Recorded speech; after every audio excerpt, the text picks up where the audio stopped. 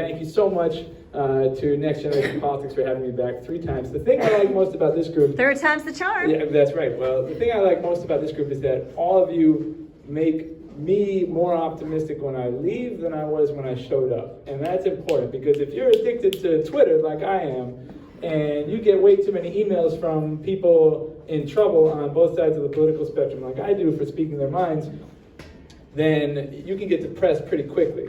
My wife keeps telling me that I need to delete Twitter from my phone, right? So I did that. I deleted the app from my phone. And then what I did, like an addict, was to go to the browser-based version. So she's like, okay, Twitter's not there. But I looked at your tabs and I see it. It's right there, right? So I've got it open in my Chrome on my phone. Like a fool. Because I never leave Twitter feeling better than I did when I opened it up, right? I never navigate over there and I'm like, oh, okay, cool, now I'm good. Now I'm ready for the day. No, I'm like, okay, the world is on fire. And I'm staring at a screen in my hand. That's not a good place to be. So Next Gen Politics Civic Fellows versus Twitter. Yeah, that's right. We can take it. I'd much rather be here with you all. Folks, how many of you know the First Amendment's 5 freedoms? What's the First Amendment protect?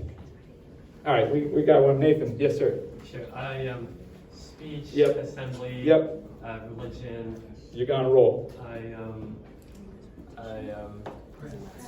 Press, petition. And petition, you got it. Thank you very much. Big hand for Nathan. That's first in the pool. I like it. That's it.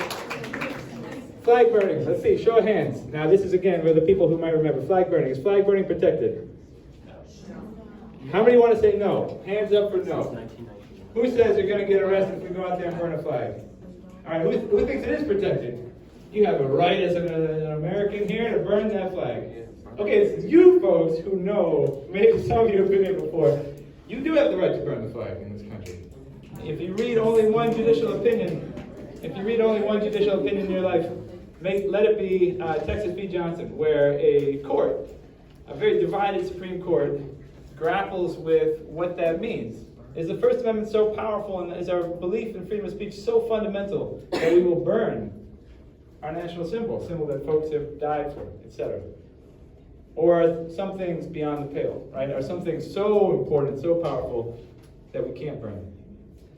What about kneeling, taking the knee during the national anthem? Protected? Let's see, show of hands. Who thinks that's protected? Okay, unprotected. Anybody? Sir, I have to say, I admire your bravery for being the only voice in the crowd, but taking the knee is generally protected expression. Now, if you're on the cheerleading team, this is Kennesaw State in Georgia. They are taking the knee to protest racial injustice and the systemic racism of the criminal justice system. They could arguably have been disciplined by their school because they are there to represent Kennesaw State, would be the argument.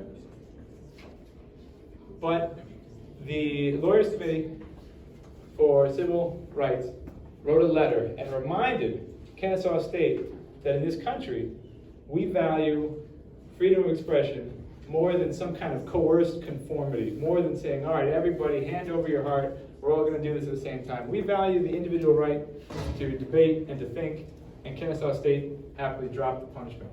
All right, racist cosplay, right? What about getting dressed up like this gentleman here and spending your weekend wearing white robes and preaching racial hate? Protected or unprotected? How about protected? Who's going to throw up a hand up for protected? Okay, most of you. Who is going to say is it unprotected? Okay, this is protected speech. You have a First Amendment right to be a racist bigot.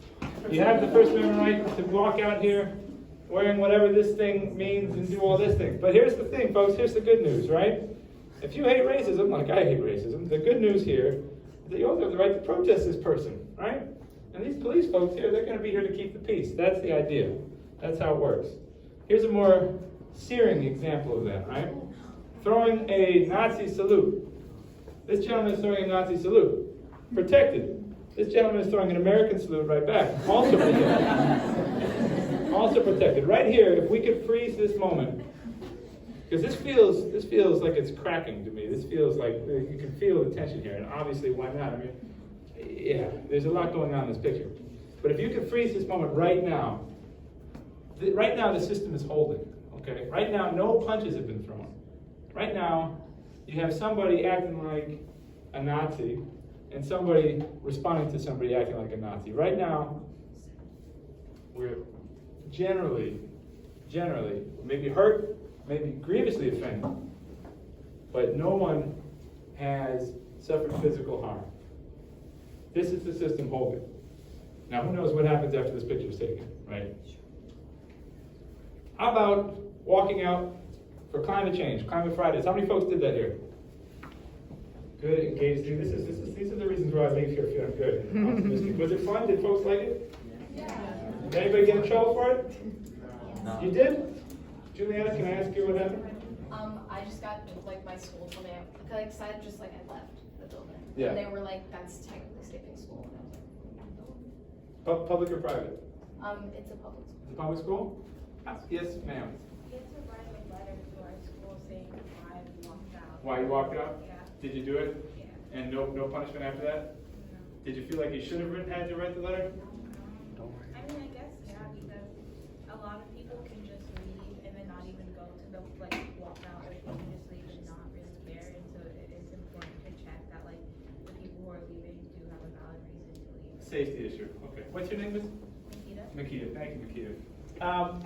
And Makita's school is private. Okay, versus private. the- Thank you. That's a good point. 'Cause I think I read that in New York, in the 5 boroughs, you could leave, but your teachers couldn't leave. Am I right about that?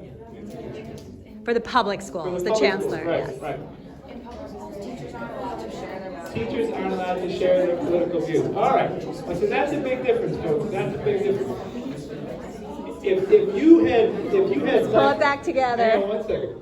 If you had left for something else, do you think the same permissive stance would have applied? I wonder. Yes, please, Juliana. No, because we did the same walkout, like I organized the walkout for gun violence. Right. I think it was like a year and a half ago or 2 years ago, and like no one got in trouble for it. But for this, like I got like called into the office and like reprimanded. See, that's interesting, right? So generally, yes, we. For our school, when it was the Black Lives Matter walkout, about maybe 3 or 4 years ago, students were not permitted to leave. We're not permitted to leave. See, now this is interesting. This is the government picking and Also a choosing. private school. Also a private school, right? Okay, so this is the school picking and choosing winners. Yes, miss. Adding on to Juliana. Anna, say your name. I'm Anna. Yeah. Our school supported us in planning the gun control walkout, and we actually met with the principal, and she kind of helped us plan it and what would happen. So Cool. but Same that was- school? No. Different school? Yeah. Gotcha. All right, I'm gonna We were do. given strict instructions to not To not take say a something. call, not hold a sign, Right, not that's say right. anything. To- We were just there as yeah, bodies. yeah, interesting. I'm gonna do one more. Yes. For Aisha, ours, right? yeah, Yeah. for our school, the climate change protest was like the period after our attendance period. So if you came to like 4th period, then you were fine, and then you could leave after that. Right. And we also had a very, very convenient fire drill, Uh-huh. like Right. right when we were supposed to leave. Uh-huh. So I'm pretty sure they were on our Coincidence? side. Yeah. So the idea is that maybe they threw that fire drill so that people wouldn't leave? No, so people would leave, Included. because that's Okay, a very okay, like, okay. easy to excuse. I like that. That's thinking. Me, I just took an extra long lunch, right? Because I don't have a First Amendment right, even though I work for a civil liberties organization. I didn't feel like putting in the personal time off and burning an hour. I just had a very long, leisurely lunch where I went down to City Hall and held a sign. Everything was cool. All right, First Amendment, absolute. Does the First Amendment protect everything? Does the First Amendment protect everything? No, and you can tell it doesn't because I've got a list of things it doesn't protect right here. We're not going to do all these. I will promise you that if you're interested, we could spend hours on each of these. Each of these narrow exceptions to the First Amendment's generally very broad protections has been carefully crafted by courts, and they've been done for different reasons. Obscenity. The standard for obscenity is very high, right? There's a lot of stuff that is protected. It's not just pornography isn't protected, which is a common misperception. Child pornography is not protected at all. It's not protected at all. The court has held that the state's interest, the government's interest in protecting children is so strong that child pornography is not protected at all. Incitement to violence, not protected. It has to be imminent and likely to happen. All right? True threats and intimidation, not protected. If you say something to somebody that would leave them in reasonable fear of bodily harm or death, and you're intending to do that, not protected. Discriminatory harassment, not protected. If, for example, you are at your college and you are harassing somebody on the basis of a protected class status, national origin, race, gender, sexual identity, sexual orientation, gender identity. You are harassing somebody, not protected speech. It has to rise to a certain level, but not protected. Fraud and blackmail, not protected. Defamation, not protected. Perjury, not protected. We're not going to go into the nuts and bolts of all that, but I just want your general sense of this to be that the First Amendment isn't anything goes. There are some rules of the road. You hear the phrase First Amendment absolutist tossed around a little bit, and I always want to caution people on that one and say, look, it's not a total free-for-all. There are some rules.